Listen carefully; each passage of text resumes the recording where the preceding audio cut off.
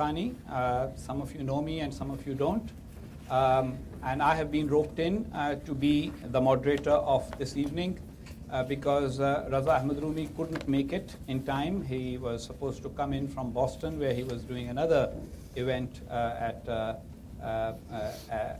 Harvard South Asia program. So his flight got delayed, and that has turned into a good fortune for me that I will be able to talk to Dr. Hassan Aziz directly here rather than ask him questions at the end of the evening from the audience. We must first of all thank our hosts, the Rumi Forum, which is an organization that I have had the pleasure of interacting with for several years. For those of you who are not familiar with it or have not interacted with in the past, I would advise you to learn more about it, and possibly especially for those of us who are from South Asia, the Pakistani, the Indian, and the Bangladeshi community that is not necessarily fully engaged with the Rumi Forum may find a lot of common ground with them. The Rumi Forum is dedicated to the thought of Maulana Jalaluddin Rumi, but it is also dedicated to the whole idea of a community that is closer to its spiritual and pious roots. And its members are very closely associated with the Turkish movement that is led by Fatehullah Gulen, who is definitely one of the greatest Islamic thinkers of the 21st century and has had a tremendous impact in Turkey. Now, since all of you are here, and this is obviously an event where you haven't come by accident but by design, you are obviously aware of the contours of our discussion. We are very fortunate to have Dr. Hassan Aziz in town. He's visiting from Pakistan. Dr. Hassan Aziz has only recently produced this marvelous book called Kalam-e-Arifan. And it is not a coincidence that he's talking about Arifan, the people who know, the people who have the inner wisdom. It's very interesting that one of the first biographies of Maulana Jalaluddin Rumi was called Manaqib al-Arifin, which was the book by Shamsuddin Aflaki, which talks about Maulana Rumi and his personality and its evolution. Maulana Rumi, of course, was born in Balkh, which is either in today's Afghanistan, or depending on whether one is talking about the city, which is in Afghanistan, and the province, which is in Tajikistan. And then he is known more, especially to our Turkish brothers, because of the fact that he ended up settling in Konya in Turkey. His period is a very important period, and this is especially for those who are from Muslim backgrounds in this audience. Try and think about the period from 1207 AD to 1273 AD. The rise of the Arabs has turned into massive decline. Baghdad fell in 1258 to the Mongols. The era of Arab conquest as the manifestation of Islamic success was over. The Turks had become Muslims, so the Seljuks ruled much of Anatolia. Eventually the Turks would also come all the way to the subcontinent. People forget that the Mongols were essentially a Turkic dynasty, as were many of the Salatin. And there was a huge debate within the world of Islam about what is the core essence of Islam. Is it the message of power and orthodoxy that came from, which grew out of the early conquests of the Arabs? Or was it a more spiritual message that had to do with the soul, which had to do with piety, which had to do with a purity of your own person? Was it about establishing a political order, or was it about establishing a pious order? And the Sufis at that time played a very significant role, and there was a major ideological schism between the Sufis, the mystics on the one side, and the orthodox who tended to support the powerful. So we find that in the poetry of subcontinental poets like Bulle Shah, who talks about the mullah. The mullah was always seen as establishing an orthodox order, a religion by imposition rather than a religion by embrace within. So Rumi contributed significantly to this whole process of Muslim understanding of a faith, of a belief system that would be more about inclusion of everybody, universality. It would be more about unlimited tolerance, acceptable to everybody, not about orthodoxy and saying so-and-so is Muslim, so-and-so is not Muslim, so-and-so is outside the pale of Islam, but also about positive reasoning, about goodness, about charity, about awareness of the self, which is very important, knowing your own self, and then about love. So the God that Sufis appreciate is a God of love, not a God that induces us to be good in this world by promising virgins in the hereafter. Not a God that makes us hate each other in this world in the hope of something later. And certainly not a God that is an angry God. Rumi, of course, has works of prose as well, but he's best known for the Masnavi-e-Manvi, which, it's very interesting, has something like 27,000 verses, 6,000 of which have been proven by various scholars to be direct translations in versified form of ayats or the verses of the Holy Quran. 6,000 of them.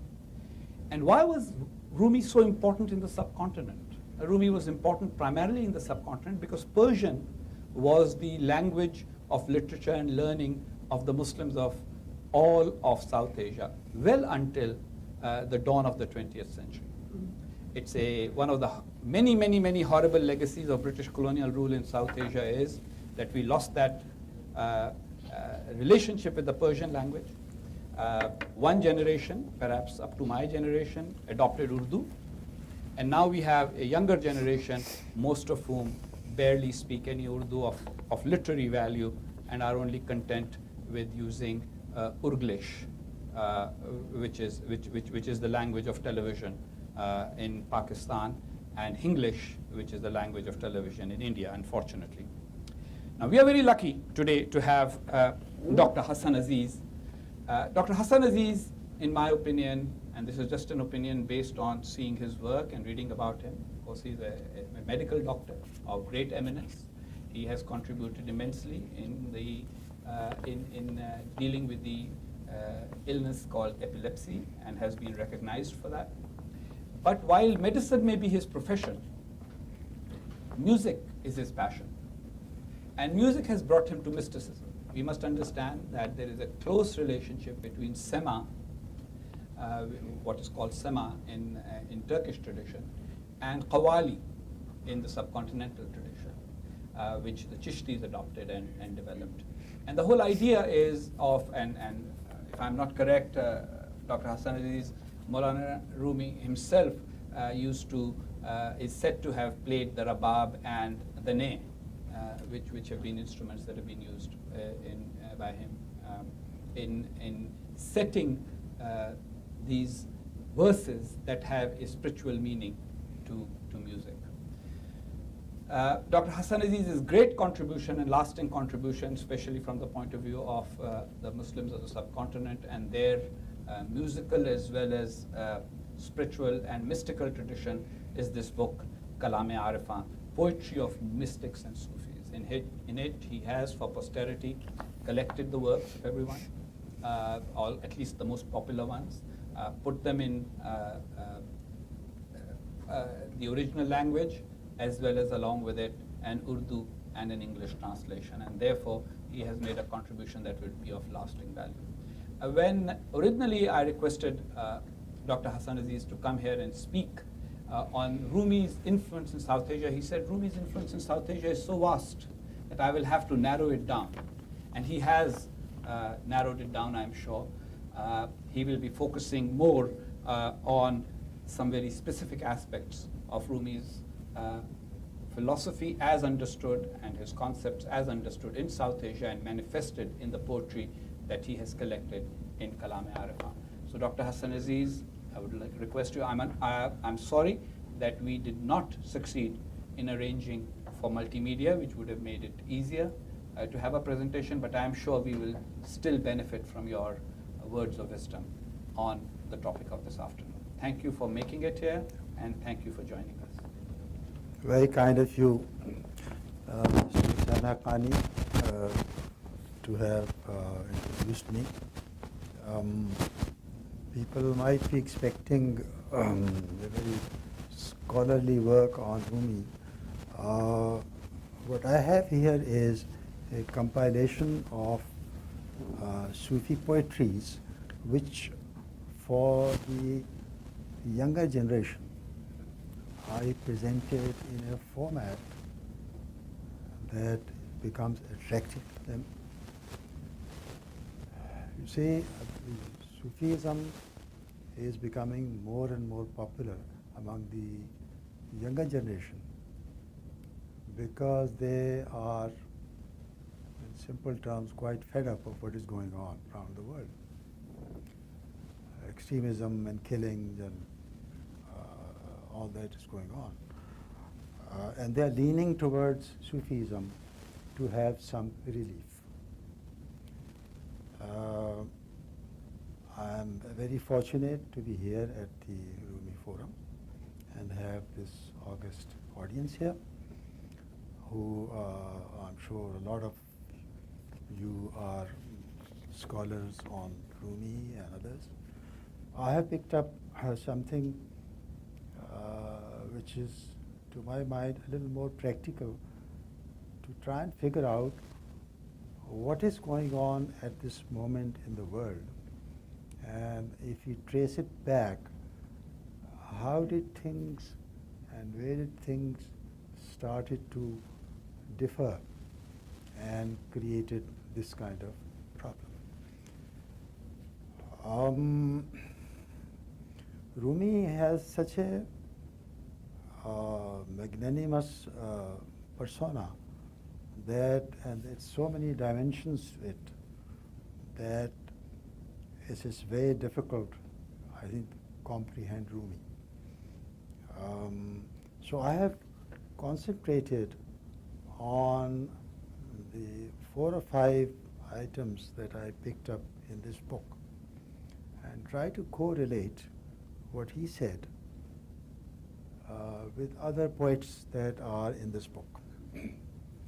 Mind you, this book is based on 7 languages, 6 regional and 1 Persian.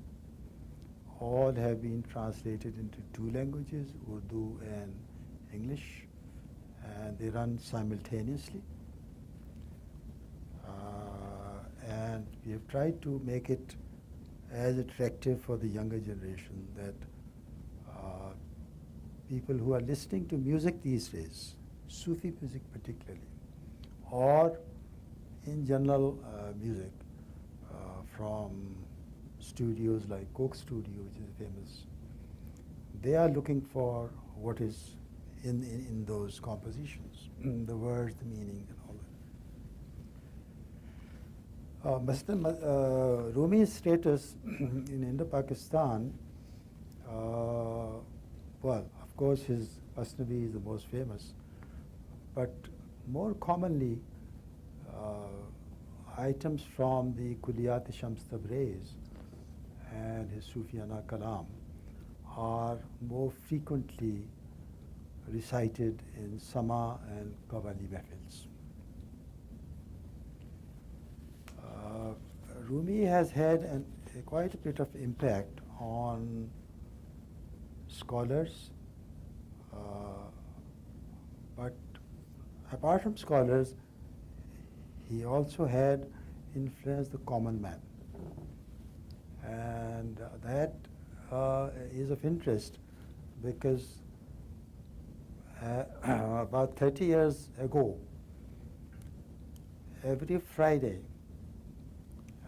in a Friday sermon, most of the preachers would quote Rumi in Persian and four or five quotes at least, and would give them the right meaning in the context of what is going on at that time.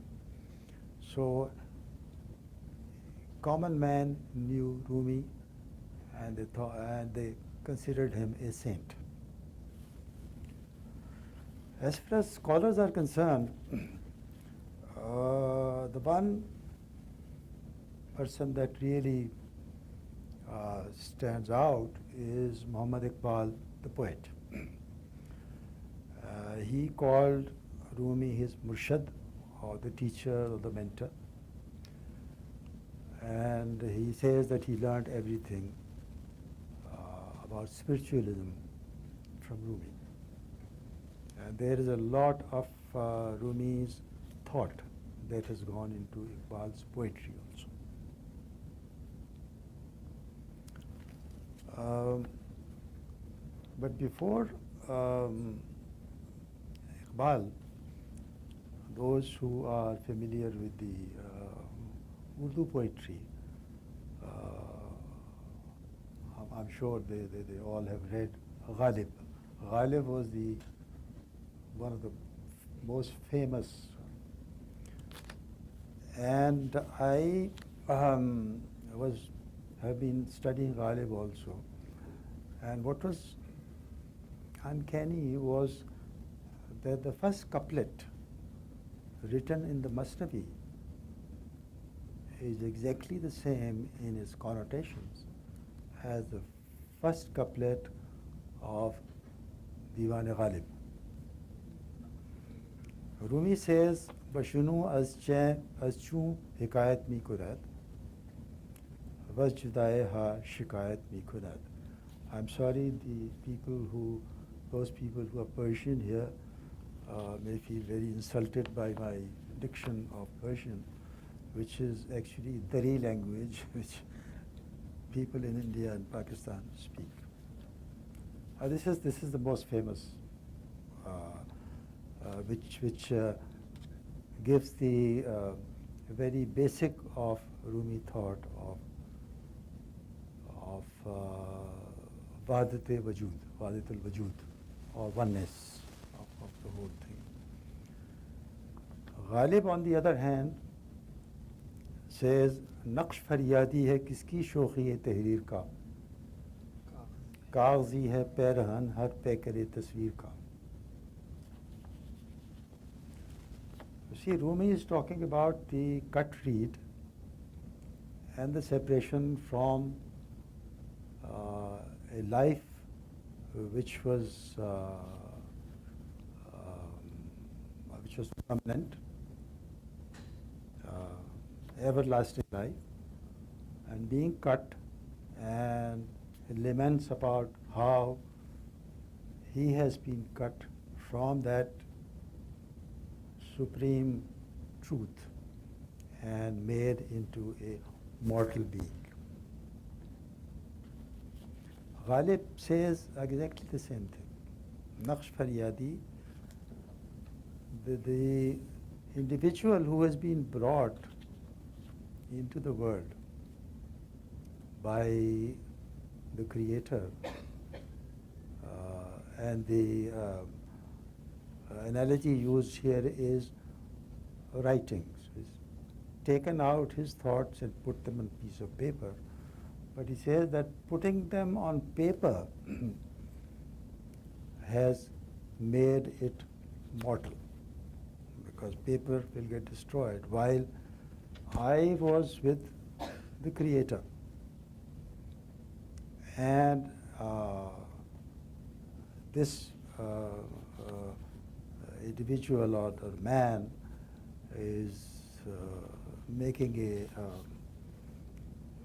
this plea that why did you break me away from your thought process?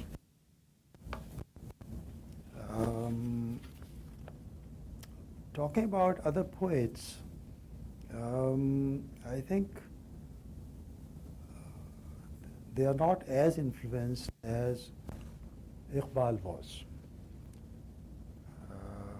But if we look at the Punjabi poets, for those who may not be aware of Punjabi language,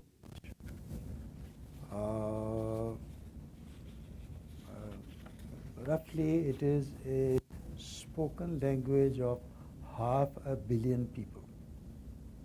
India, Pakistan, it starts from Delhi, Peshawar, all that down to Sakkar, that huge area and people who have gone out. And virtually everybody knows the famous Punjabi poets.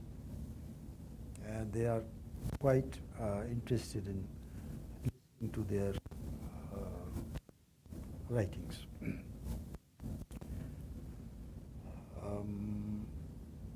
So I have picked up,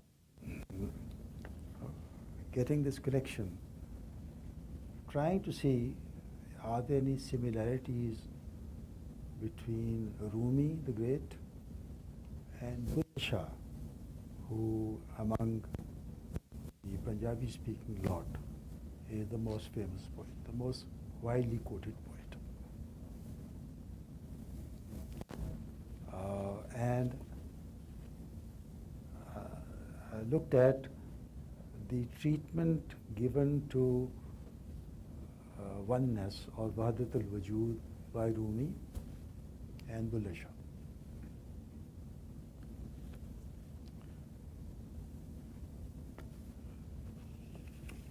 Apart from Bulleh Shah, there is one other Saraiki Punjabi poet. He is also very famous, Khwaja Ghulam Farid.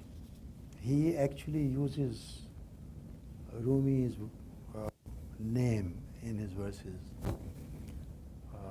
Bulleh Shah, on the other hand, has never mentioned Rumi's name.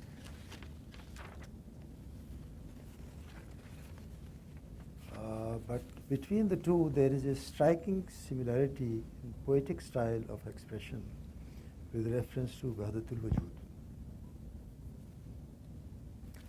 I think it's difficult to say that Bulleh Shah was influenced by Rumi. It would be rather difficult. Maybe somebody here can guide me on that.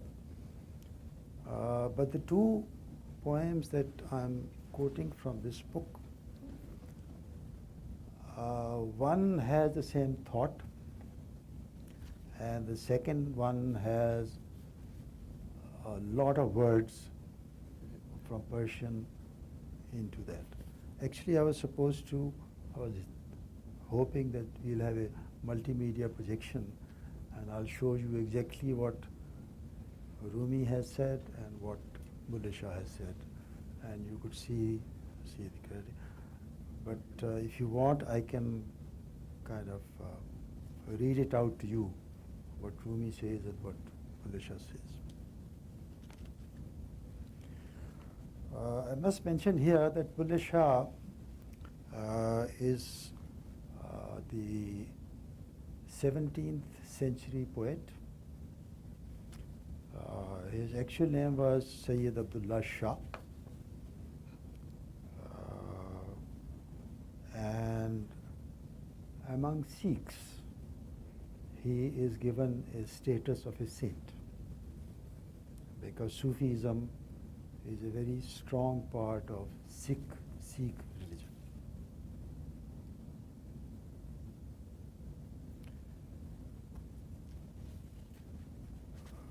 The one thing which is a hallmark of Bulleh Shah's poetry is that his invective is against the orthodox preacher, the worldly white preacher who wants power, status, and money. And there are so many poems about this, and in very, very strong, harsh words, that it's amazing that in the era that he lived, he survived that. Bulleh Shah lived in the religious extremism era of the Mughal Empire. The last effective Mughal Empire was Aurangzeb. Aurangzeb had perhaps the longest reign of about 50 years, but he was puritanical and fundamentalist, and a very stern and a very ruthless king. His younger brother Dara Shikoh had become a Sufi and was trying to figure out Wahdatul Wujud ideas from old Hindu mythology. And he had picked up and he had written quite a bit about that, which irritated Aurangzeb so much that a special case was against him in a court where the judges were obviously selected by Aurangzeb himself. And after long proceedings, he was condemned to death. So he had his own brother killed because of his religious extremism. Another Sufi poet, Sarmad, the same days, same era, was also kind of slaughtered to death by orders of Aurangzeb.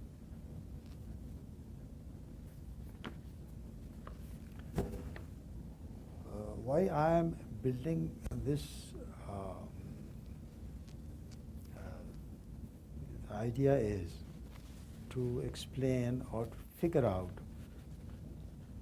what has gone wrong and where things have gone wrong.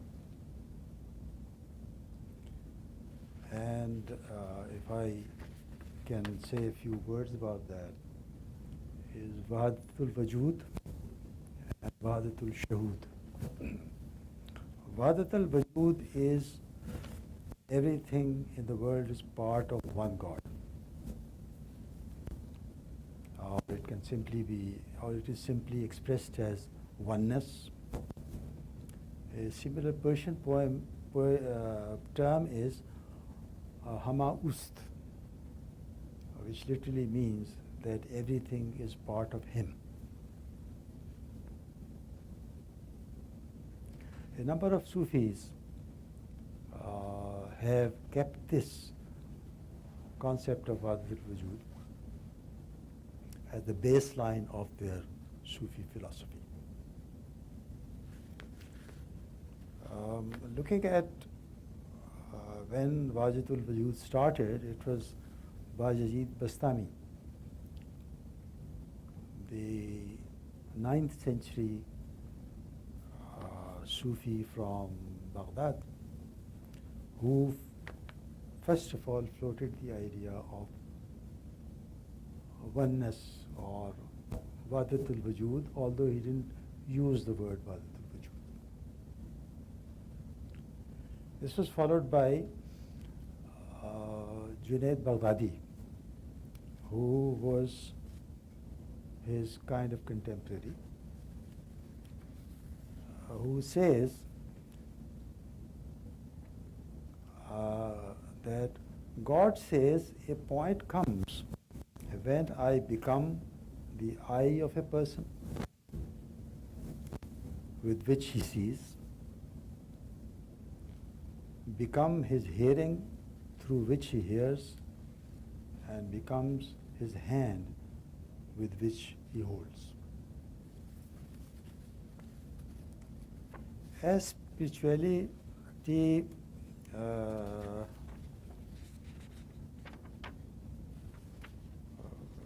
progresses, the human being in that process seem to disappear. The body disappears and only the soul is left. Then more extensive writings have been by Ibn Ali. The 12th century Sufi from Spain, started from Spain and then had to run away from Spain because of bad conditions, and then settled in Damascus eventually. He says, and his own words are, oneness of being, or Tawheed,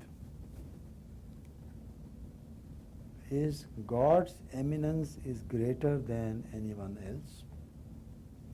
He is the creator of all things, and He is the true kernel, general of all things.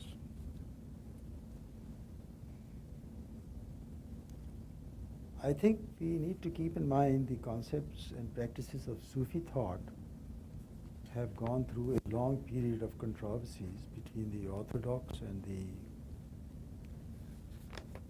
Orthodox Muslims and Sufis, and there were violent reactions and to the example of Hallaj being put to death.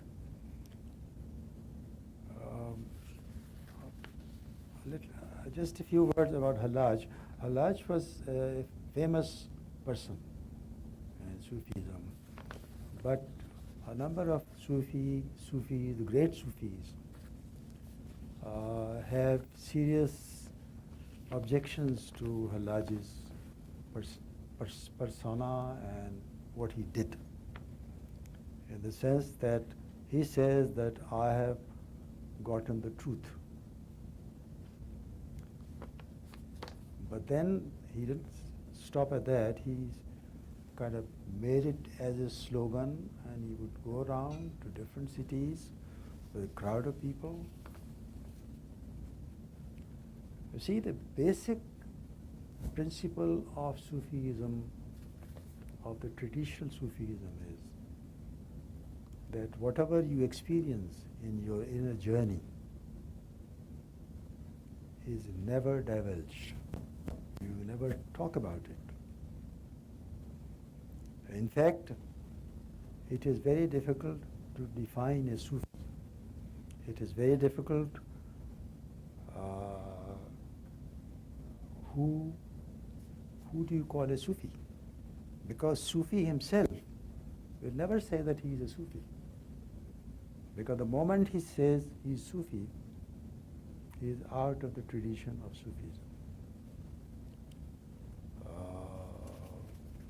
I do have respect for Sufis of this age who open up schools and have kind of all kinds of activities going on. And they are considered big Sufis. But that's not the tradition. The question arises, how did the concept of Wajid al-Wujud came to Sufi mind? You see, a Sufi, to me as a neuroscientist, if I look at from psychoanalytic point of view, Sufis are very polite, very humble, soft-spoken, kind, have a lot of tolerance in them. And they have the image of same kind of God. That God is a kind of mother-child relationship or lover-beloved relationship. And that's what a lot of poetry is about, lover-beloved relationship. Because I think he is too phobic to face the orthodox views, which are very stern. There you have a stern creator, and the association of that stern creator to humans is one of slave or robot. So it's that kind of relationship. And Sufi detests this idea.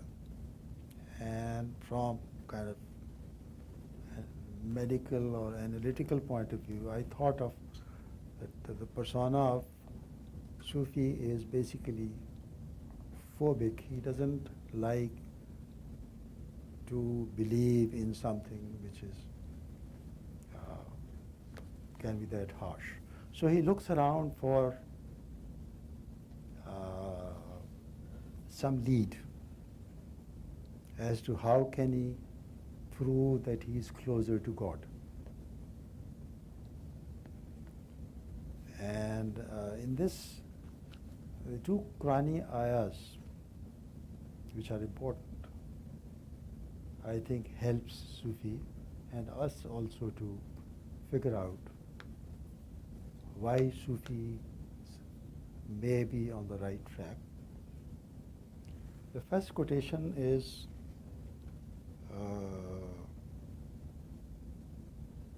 with reference to creation of Adam. Can you give the chapter verse of the Quran? Which it is? Sorry? Which is the Quranic verse?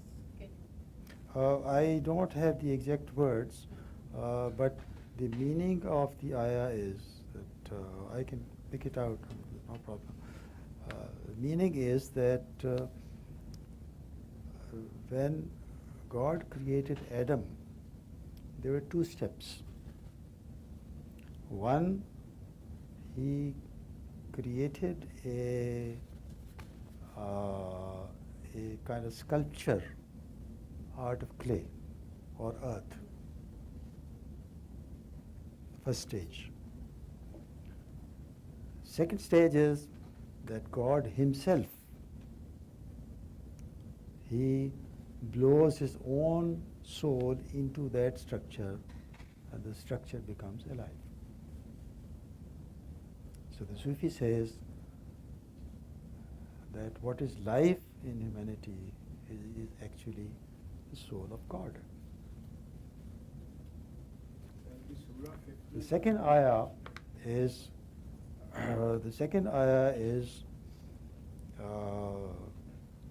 Alastu barabbukum, and the response to that is Qalu bala. Alastu barabbukum is a phrase used in the book, and it refers to that period which was before even Adam, because he created all the souls that were ever to come to this planet. And he gathered them all together and asked them a question. Alastu barabbakum, am I not your God? To which all those souls replied, yes, you are. This ayah is used by a lot of Sufi poets also, that my relationship with the Creator